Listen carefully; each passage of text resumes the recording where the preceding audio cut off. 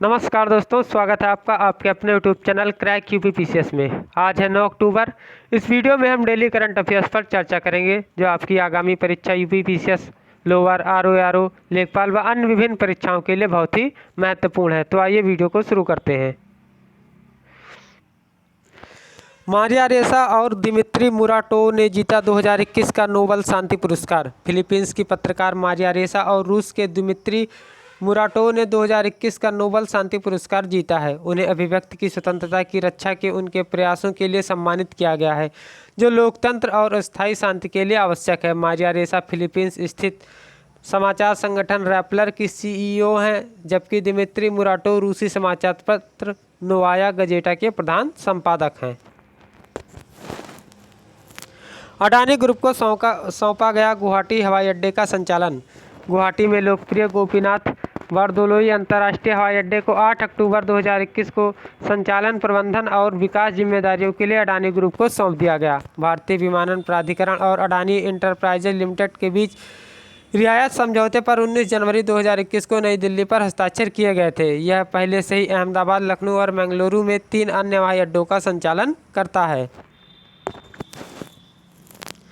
भारतीय reserve bank ने वित्त वर्ष 2022 के लिए जीडीपी विकास लक्ष्य को 9.5% पर बरकरार रखा।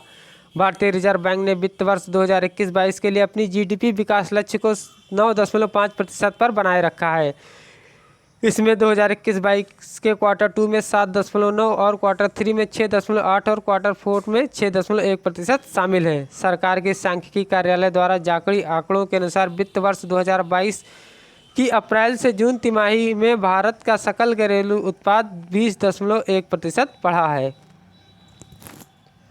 आरबीआई रेपो रेट 4% और रिवर्स रेपो रेट 3.35% पर अपरिवर्तित। रिजर्व बैंक द्वारा मौद्रिक नीति समिति ने लगातार 8वीं ब्याज दरों को यथास्थिति रखा है और मौद्रिक रुख को उदार बना दिया है। रेपो रेट 4% पर अपरिवर्तित है, जबकि रिवर्स रेपो दर भी 3.35% पर बनी हुई है। रेपो रेट वह दर होती है जिस पर आरबीआई बैंकों को अल्पकालिक धन उधार देता है। भारत यूनाइटेड किंगडम ने की उत्तराखंड में अजय वारियर अभ्यास की शुरुआत। भारत और यूनाइटेड किंगडम ने 7 अक्टूबर 2021 को उत्तराखंड के चौबटिया में 2 सप्ताह के सैन्य अभ्यास अजय वारियर की शुरुआत की। अजय वारियर अभ्यास का 6वां संस्करण मित्र देशों के साथ अंतर संचालनीयता विकसित करने और विशेषज्ञता को साझा करने की एक पहल हिस्सा है। अभ्यास का समापन 20 अक्टूबर 2021 को होगा। यूएई ने शुरू की 2050 तक नेट जीरो उत्सर्जन हासिल करने की क्षमता। संयुक्त अरब अमीरात ने 7 अक्टूबर 2021 को 2050 तक शुद्ध शून्य ग्रीन हाउस गैस उत्सर्जन की योजना की घोषणा की है।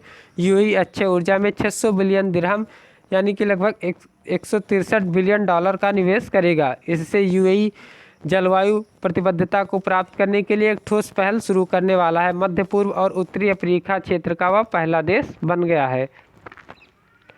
पीएनबी ने केंद्र के ग्राहक आउटरीच कार्यक्रम के तहत 6S अभियान शुरू किया। पंजाब नेशनल बैंक ने रियायती दर पर वित्तीय सेवाएं देने के लिए ग्राहक पहुंच कार्यक्रम के तहत 6S अभियान शुरू किया है। 6S अभियान विभिन्न योजनाओं जैसे स्वाभिमान, समृद्धि, संपर्क और शिखर, संकल्प और स्वागत को समाहित करता है। इसका उद्देश्य ऋण वृद्धि में तेजी करना, सामाजिक सुरक्षा योजनाओं की पहुंच में सुधार करना और डिजिटल बैंकिंग को बढ़ावा देना है। HAL ने इसरो को दिया सबसे भारी semi cryogenic propellant tank. Hindustan aeronautics limited ने 7 अक्टूबर 2021 को भारतीय अंतरिक्ष अनुसंधान संगठन को सबसे भारी सेमी क्रायोजेनिक प्रोपेलेंट टैंक दिया है। Semi cryo liquid oxygen tank पहला डेवलपमेंट वेल्डेड हार्डवेयर SC120 चरण का एक हिस्सा है, जिसका उद्देश्य मौजूदा एम के थर्ड लॉन्च वाहन में LA110 चरण को बदलकर पोलैंड बढ़ाना है। अंशु मलिक बनी WWC में रजत पदक जीतने वाली पहली भारतीय महिला। 7 अक्टूबर 2021 को अंशु मलिक विश्व कुश्ती चैंपियनशिप में रजत पदक जीतने वाली पहली भारतीय महिला बनी। अंशु नॉर्वे के ओस्लो में ओलंपिक पदक विजेता हेलेन मैरोलिस से फाइनल में 4-1 से हार गई। सरिता मोर ने WWC में कांस्य पदक जीता है। वह 6ठी भारतीय कांस्य पदक विजेता और कुल मिलाकर विश्व चैंपियनशिप में 7वीं पदक विजेता बन गई हैं। 3 दिवसीय भारत दौरे पर होंगी डेनमार्क के प्रधानमंत्री मेट फ्रेडरिक्सन। डेनमार्क के प्रधानमंत्री मेट मेट फ्रेडरिक्सन 9 अक्टूबर 2021 से भारत के 3 दिवसीय यात्रा पर होंगे। यात्रा के दौरान वे राष्ट्रपति रामनाथ कोविंद से मुलाकात करेंगे और प्रधानमंत्री नरेंद्र मोदी के साथ द्विपक्षीय वार्ता करेंगे। सितंबर 2020 में आयोजित वर्चुअल समिट के दौरान भारत और डेनमार्क ने ग्रीन स्ट्रेटेजिक पार्टनरशिप की स्थापना की थी। एंड डायमंड ने कियारा आडवाणी को बनाया brand ambassador. सेनको gold and diamond ने कियारा आडवाणी को अपना संपूर्ण गोल्ड ज्वेलरी रेंज के लिए ब्रांड एम्बेसडर बनाया है। वे इसके नए अभियान नाउ इज़ द टाइम में शामिल होंगी, जो वर्तमान में डिजिटल और प्रिंट मीडिया पर चल रहा है। सितंबर 2021 में कंपनी ने एक online gold transaction platform DG gold भी लॉन्च किया था। इससे पहले इसने भारतीय धाविका द्युति चंद को अपना ब्रांड एम्बेसडर बनाया था।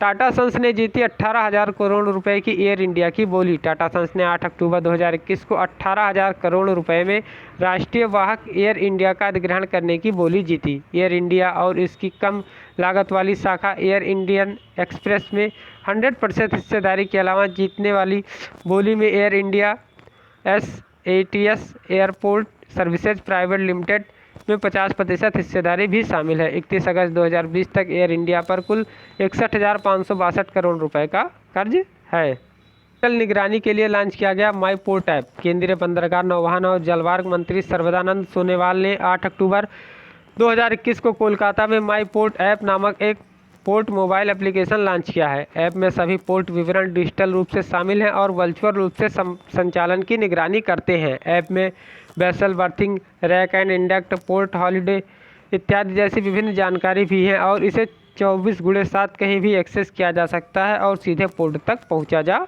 सकता है। उच्च तापमान बैटरी के लिए विकसित नावेल मिश्रित सामग्री। भारतीय शोधकर्ताओं ने ऊर्जा भंडारण के लिए लिथियम आयन बैटरी के लिए एक थर्मली स्थिर ठोस इलेक्ट्रोलाइट विकसित किया है। यह 30 से 500 डिग्री सेल्सियस से तापमान की एक विस्तृत श्रृंखला के लिए आवेदन का वादा करता है।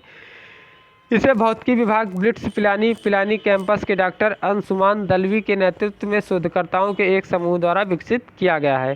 तो दोस्तों, इस वीडियो में इतना ही। उम्मीद करता हूं कि वीडियो आपको पसंद आई होगी। अगर वीडियो आपको पसंद आए तो इसे लाइक और शेयर जरूर कीजिएगा। धन्यवाद।